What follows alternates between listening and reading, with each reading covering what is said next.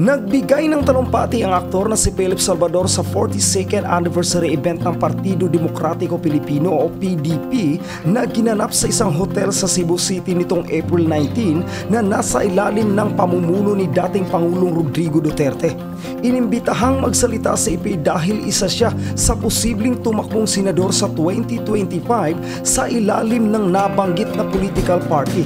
Ayon sa pagpapakilala sa kanya ng moderator, nang tanungin daw siya kung posible siyang tumakbo bilang senador, ay sinabi raw ng action star na kinukonsideran niya ito.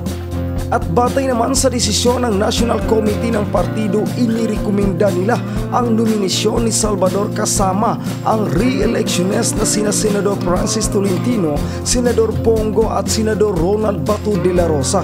Wala namang tumutol na opisyal na inanunsyo na mapapabilang na si Salvador sa line-up ng mga senador na tatakbo sa senatorial race 2025 sa ilalim ng PDP. Kasama ring dumalo sa nabanggit na event si Senador Robin Padilla. Sa kanyang talumpati, sinabi ni Ipe na matagal na niya hinihintay ang pagkakataong maendorso siya ng PDP. Willing ding umanong gawin ni Ipe ang biopic ni Duterte sa isang pelikula kung sakaling matutuloy ito. Tinanggap naman ni Ipe ang nominasyon ng PDP sa kanya. Samantala, inalis na rin ng PDP ang salitang laban o lakas ng bayan sa kanilang partido.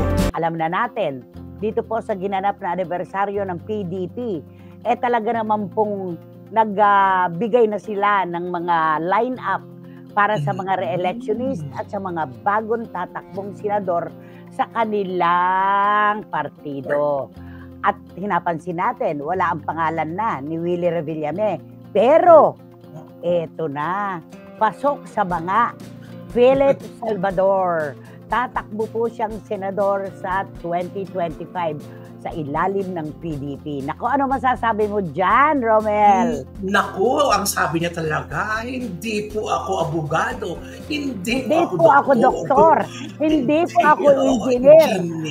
Ako ay isang artista na maglilingkod sa aking mga kababayan. At saka gusto ko yung linyahan niya na ang tagal ko pong hinintay ito. Di ba? Ang mga linyahan, di ba? At saka nakakatuwa lang, di ba, nanay? At saka gusto ko yung sinabi ni Senator Bongo. Marami po sa inyo nagsasabi na maraming salamat daw dahil natutulungan namin kayo. Hindi po, kami po ang dapat magpasalamat sa inyo dahil binigyan niyo po kami ng pagkakataong makapaglingkod sa inyo. Mga linyahan, di ba? Galing. Pasok na pasok sa bangayan. At si Kuya Ipe, dahil maaga kang nagdeklara na ikaw ay tatakbo, tinanggap mo na ang alok ng PDP. Eto na, nag-uumpisa na ang mga bashing, di ba? Ang dami-dami. Expected na natin yan. Kaya lalo na siguro siya, expected niya talaga yan. Marami nga nagsasabi, sa Bulacan nga, nung tumakbo kang Vice Governor, olat ka. Nung tumakbo ka dyan sa Mandaluyong, olat ka. Ngayon, pang buong bansa pa, tatakbuhan mo, may ganon. At ito ang aga-aga ni Juris Dr. Channel na nagpadala. Nako, talaga rin naman. Wala tayong magagawa. Talagang ganun eh. Ito. Ay, nako. Maganda tong kay Juris. Mula sa Amerika po ito. Karapatan ng sino mang mamamayang Pilipino ang tumakbo para sa anumang posisyong pampolitika na nais niya. Basta magampanan niya ng maayos ang kanyang mga tungkulin. Pero ang daming nega na nagsasabing si Joshua nga raw ay hindi sinusuportahan, paano pa raw ang buong bansa. At marami rin ang nagre-react sa mga artistang itinuturing ang pagpasok sa politika bilang isang retirement plan. Naku, bahala na nga kayo dyan, sabi niya. Ayan, totoo yan. Yan yung kailangan sanggahin ng mga puna at bira ni Kuya Ipe kapag talagang pinanindigan na niya ang pagpasok sa politika at pagkandidato bilang senador. Yan yon. Oo. Ihanda ang sarili sa mga matatalim na komento ng ating mga kababayan. Hindi siya gusto. Yun yun, di ba? Pero meron naman siyang sinabi, kung kayo po ay nagmamahal at mahal niyo po si PRRD, Ako naman po ay handa kong ibigay ang aking buhay hanggang sa aking huling hininga. Mga linyahan. Diba? Grabe. Sa bagay, alam mo anak, 2003 pa, magkakaibigan na sila, pati si Senador Bongo. Magkaibigan na talaga sila. Alam ko, punta ng punta sa Davao talaga si Kuya Ipe. Dahil kinukuha niya para gawing pelikula. Ang true to life story ni Manong Digong. Diba? Yon. Nako, mas matindi tong kay Ching Bautista Silverio. Ano sabi? Short but you know, sabi niya, kapal ng Salvador, kapal ng Philip Salvador, magsustento muna siya kay Diyos, no? Pwede ba? Ayan na. At eto, sabi na, nako, sabi ni Miss Nags ng Belgium, Nay, dapat po kay Philip Salvador, magpakatatay na muna siya kay Diyos bago maging tatay ng sambayanan. After Robin, nakadadala na po atang bumoto ng mga artista, sabi ni Miss Nags. Nako, naalala ko yung kay Robin, yung naka full gear, nakala mo lalaban sa gera, tapos pala, nag-exercise. Hello naman, Batang Maynila to, it's and Tita Missy. Hello naman sa inyo. Hello po. Ayan. Nako, sabi ni Wating-Wating ng London, UK. Nanay, baka nakikinig si Mr. Philip Salvador. Kung mahal mo ang buhay mo, please lang, huwag ka nang tumakbo. Baka masaktan ka lang. Ayan, di ba? Baka masaktan ka lang. Sabi naman ni no experience, no record of public office at higit sa lahat, walag ambag kay Diyos, sabi ni Boy Sikaragay. Alam niyo po, babasahin na po namin ngayon itong mga pagpuna kay Kuya Ipe para ngayon pa lang ay nakahanda na talaga ang puso at isip niya sa kung ano mang kahahantungan ng kanyang planong pagtakbo bilang senador.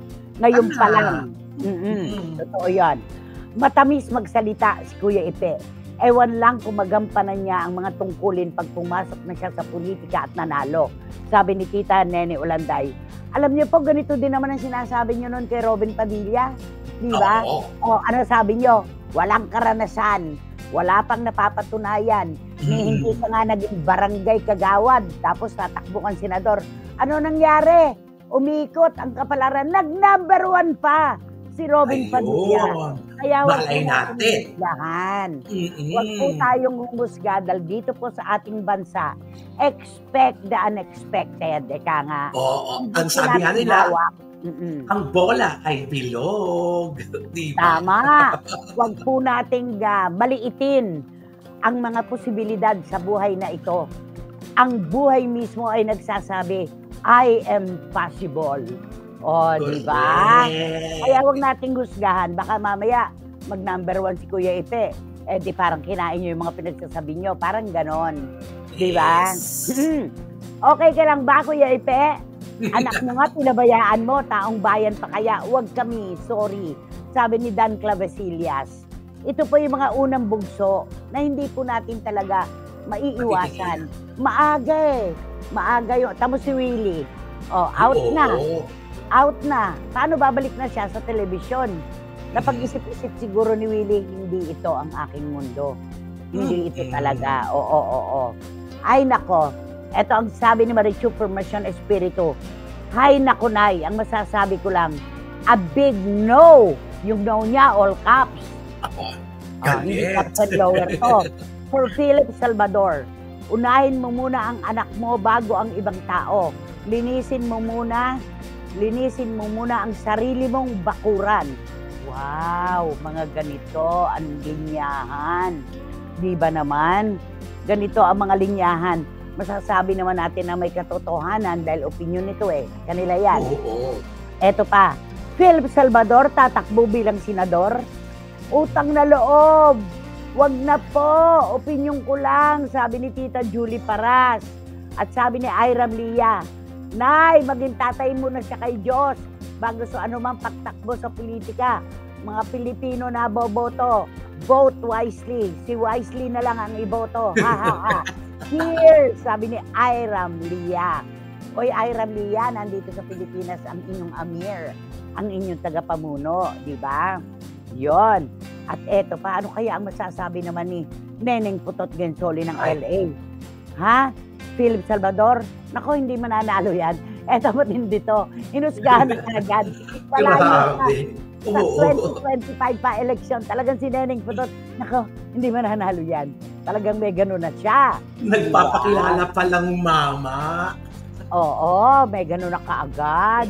Oo, totoo yan. Nay, siguro naman lesson learned na tayo kay Robin Padilla. Hindi na po mauulit, natuto na ang mga tao. Sabi ni Marichu Formacion Espiritu, sinasabi natin yan ngayon, pero tingnan mo noon, no? Di ba? Talagang ganun na lang ang panlalait, pagmamaliit kay Senador Robin Padilla. Nung magbilangan, Number one. Di ba naman? Correct. Oo, totoo yan, nakakaloka ha.